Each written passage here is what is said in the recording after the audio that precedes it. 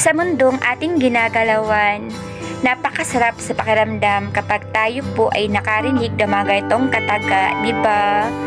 Lalo na po kapag tayo ay nakakaranas ng mga matinding pagsubok, di ba?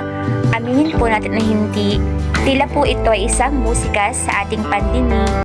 Ano nga ba ang kabutihang na idudulot sa atin ng mga katagang paninindigan kita, panindigan kita, oo, mamahalin kita ng buong buo, panindigan kita, oo, ano man ang sabi ng magulong mundo.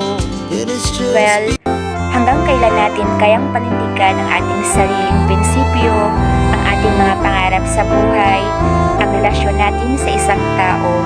Gaano nga ba kahalaga ang salitang paninindigan?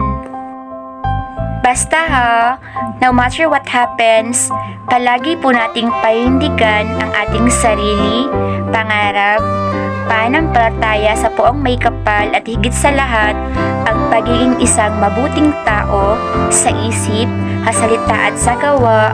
The word panindigan is very significant nowadays. Once again, paninindigan kita, oo, anuman ang sabi ng magulong mundo. Roma 2 verse 6, sapagkat igagawad ng Diyos sa lahat ng tao ang naayon sa kanilang mga ginawa.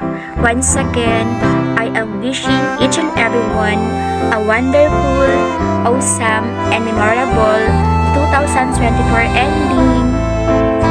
Keep safe everyone. God bless us all.